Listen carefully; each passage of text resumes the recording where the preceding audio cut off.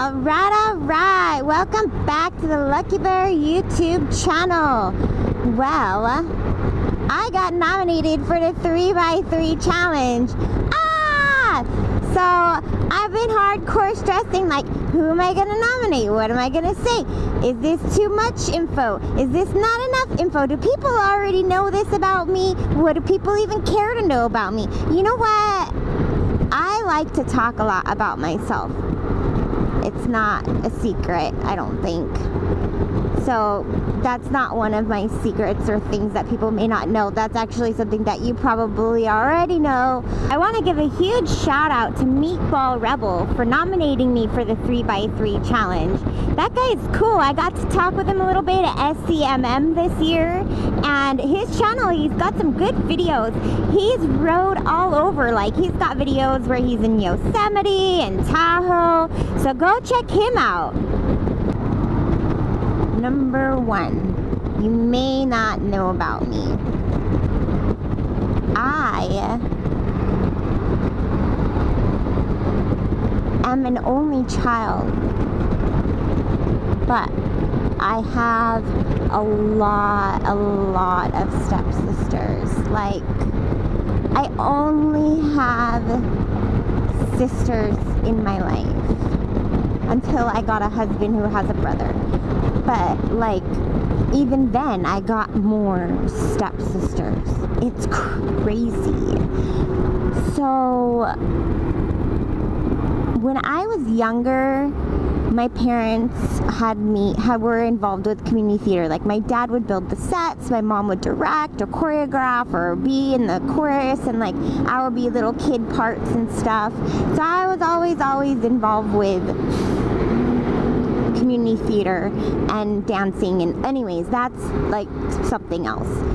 So my stepmom and her kids were involved with community theater too. Like, when they would have rehearsals, like, my stepsisters who weren't my stepsisters yet would, like, take me with them to go to, like, the local burger joint to go have a burger while the adults were doing their practicing or rehearsing, or even if it was a play that I was in, if it wasn't a scene I was in, you know, I could go hang out with them. So they keep an eye on me.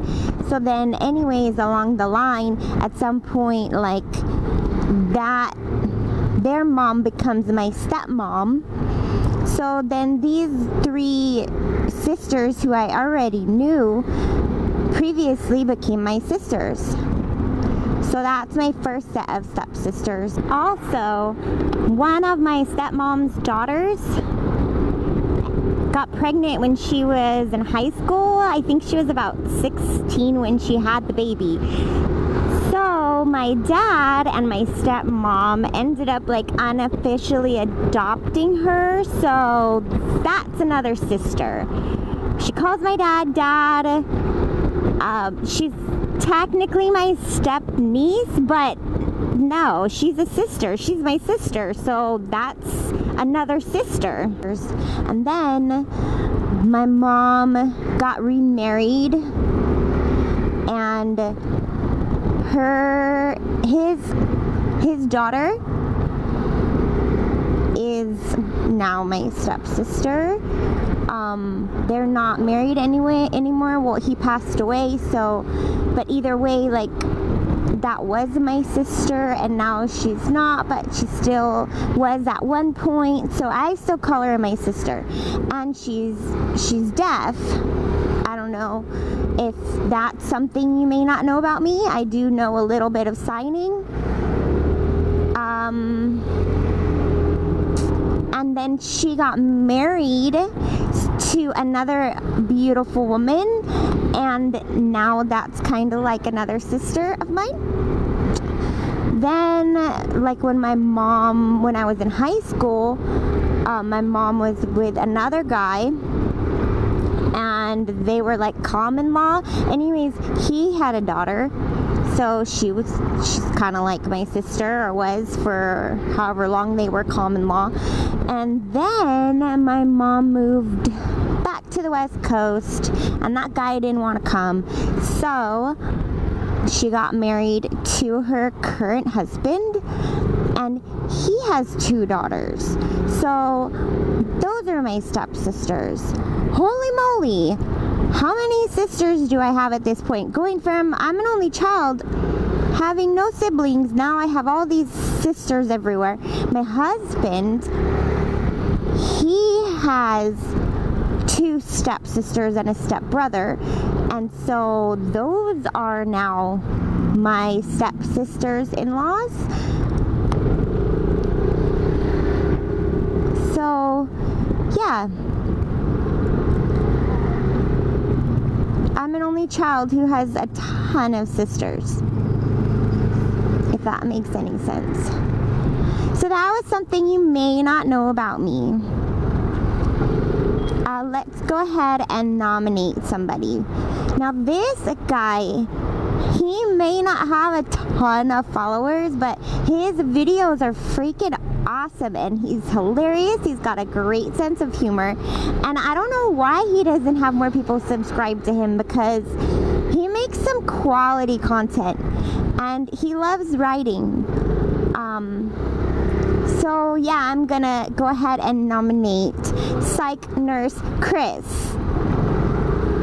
He's a down ass dude, you guys, so go and check him out. Okay, I'm gonna focus on this traffic for a little bit, and this might be a video that I do not get recorded all at once. So if I end up in some different scenery for the next section of this, you know why. Alright, so let's get to part 2 of the 3x3 challenge. Something else you may not know about me. I'm not... Nice bike. Oh, and he's got his skateboard. Awesome. I'm not just a valley girl. Like, yes, I have lived in Los Angeles and their surrounding areas most of my life, but I'm gonna take you through the timeline. I was born in Encino. I lived there till I was like 5. The smog was really bad back in the 80s, so we decided, or my mom decided, to move us up to the Central Coast, and that's where I lived for all of elementary school. And it's really beautiful up there. Back then there was a lot of strawberry fields in the area. We lived in Rio Grande, but hung out in Pismo Beach a lot, and San Luis Obispo, Farmers Market, all those kind of things. Went to dance school in downtown AG. Was a member of Pismo Light Opera Theater, which is a community theater, which from the part 1, you know, that's where I met my stepmother and my stepsisters before they became my stepmother and stepsisters. And also one of the guitarists and drummers that would be in the band for the performances ended up being my mom's second husband down the line, the one who has the deaf daughter. 5th grade, my mom wanted to go to residency, and there was a really good residency in a program in the Bronx. So we moved to the Bronx for a year. So I lived in New York, the Bronx. Actually, during that time, I got a really cool opportunity. I'll touch on that in a second. But lived in the Bronx. So we lived right across the street from this pizza joint that would have like huge pizzas. Like, I couldn't even wrap my arms around how huge the pizza was, and it would have like 8 slices in it, and you would fold it and it would just drip grease. Oh, I miss New York pizza. So then after that, came back to AG for a little bit. Then my mom got another job in the Central Valley, specifically Porterville. But if you guys don't know, it's like cow farming, agriculture country, very rural, close to like Visalia, Fresno, Tulare, maybe Bakersfield if you don't know anything else. Spent middle school there, then started freshman year there, and my mom got a job in Illinois. So we moved again to Illinois, and that's where I continued freshman. So we stayed for my birthday, which is in October for freshman year, so I could celebrate my birthday with friends, and then we moved. And I had to start all over again, and I had already got onto like the highest choir that a freshman can get onto, and I was in the drama club, and I had a huge network that I had built up through middle school, and had to start all over again, which was fine. I made new friends in Illinois. It was a great experience. I'm glad that I got out of California for a few years, especially for pivotal years like high school. So I got to go to bonfires in high school, and people had parties in their barns, and like things that they don't have out here. I mean, yeah, we have bonfires, but it's at the beach. It's not in the middle of their farm. High school was fun, interesting, definitely a different experience. Sometimes I wish I would have gone to high school in LA or California, because the opportunities to go to like an arts college or something like that is greater, or performing arts high school even, which they didn't even have, and that was unheard of. I didn't even know what that was when I lived in Illinois, but I would have liked to go to performing arts high school. But we were involved with community theater in Illinois again, so I was involved with plays, and just acting and theater and music has been a theme throughout my life. So as soon as I graduated high school, I think I was graduated for like a week or two, and I was like, I'm going back to Cali. Boom. And since my dad already was living here, and my stepsisters were living in the granny unit of my dad's property, I was able to move right in. Yeah, it was a crazy time. I was working 4 jobs and going to school. I went to the Fashion Institute of Design and Merchandising in downtown LA, which is a rigorous course. You would think, oh, it's fashion, that's easy. Like, I'm talking about staying up all night for nights in a row doing these huge hands-on art projects.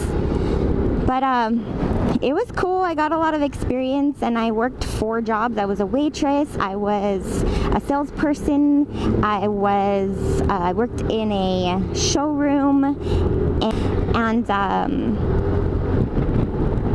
that's my summary of my life. I haven't always lived in Los Angeles. I haven't always been a valley girl. I have been exposed to other places and other things, and I'm grateful for it. So next up, I'm going to nominate the next person. This person is somebody that I believe I met for the first time, actually met face to face at SCMM, but my husband has ridden with him a few times. Oh, he puts out quality videos. Like, he's definitely, if you're not subscribed to him, you definitely should. I'm pretty sure a lot of people are already subscribed to him.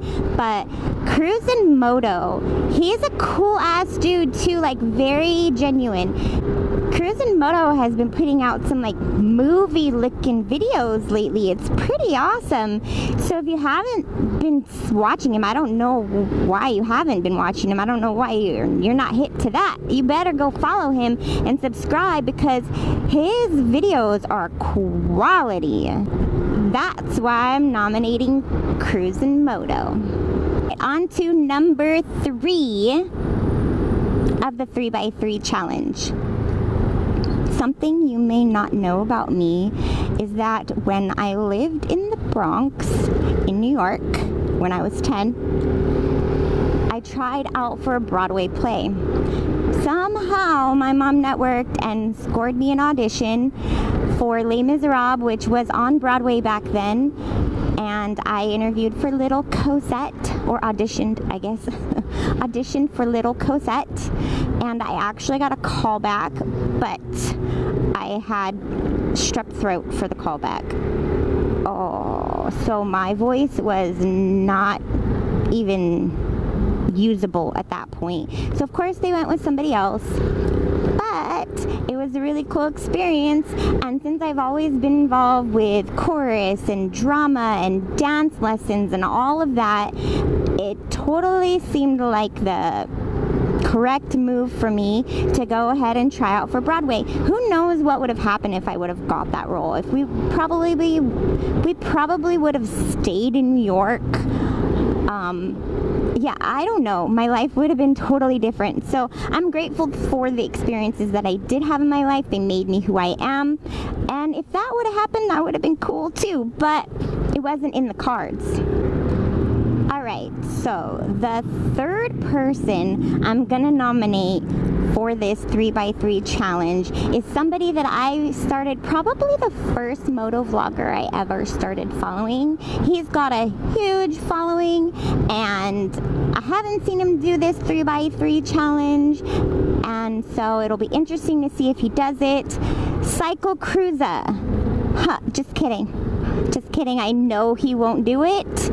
Although I wish he would. This would be funny to see if he would do it, but no, just because I know he won't do it. Plus, I would probably be murdered if I did not nominate my husband, Sab Crazy. I'm nominating Sab Crazy for the 3x3 challenge. I know that life is crazy and we're super busy right now, so I really, really hope that he can carve out some time to record the video and edit the video and actually put it out. But that's why I'm here to hopefully help encourage him, because we are a team. Even though we don't do dual vlogs very often, we probably should. But we are a team, and I am in the wings, in the background, always cheering him on and helping him get his shit done. Alright, y'all, well, that is 3 things you did not know about me and 3 motovloggers that I'm nominating for this challenge. I hope y'all enjoyed the video. If you did, go ahead and click the like button. Don't forget to leave a comment below. Alright, Clovers, I'm out. Peace.